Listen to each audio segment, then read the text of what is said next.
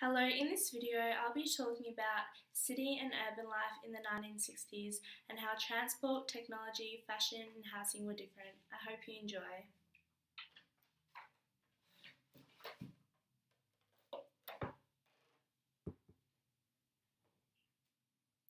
By the 1960s, fewer people were travelling overseas by ship, instead opting to fly in airplanes.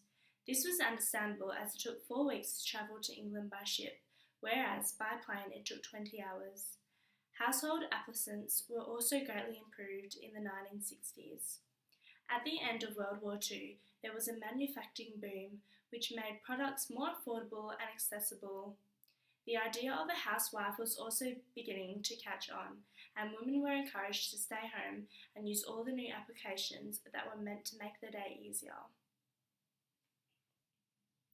A youth lifestyle emerged by London during the 1960s and quickly spread to America, Europe and Australia.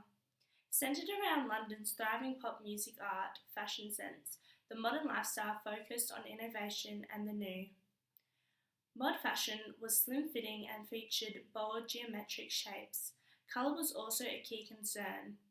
Using greys, browns and pastels in the 1950s were replaced by bright, wild hues. In contrast to fashion trends of the past, these garments were mass-produced and affordable.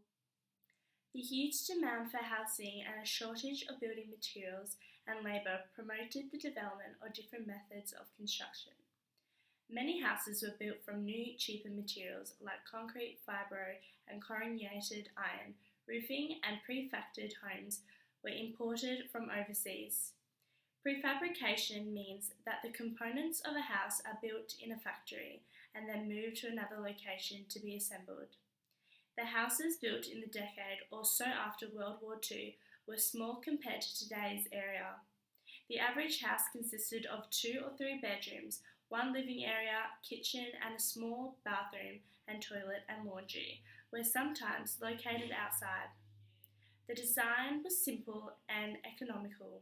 Most homes were built without features like verandas and fireplaces, and 2-story houses were very rare. In the early 1950s, cars were too expensive for many families. The most popular selling Holden car cost the equivalent of 86 weeks of the average wage. Most people used public transport like buses, trains and trams to travel between home and work. The introduction of hire purchases and the rising number of second-hand cars on the market, however, put cars within the financial reach of many households. Increased car ownership changed the location of Australian suburbs. Families were now able to build their homes away from the rail and tram links. Urban sprawl had begun as the suburbs of Australian cities spread further outward.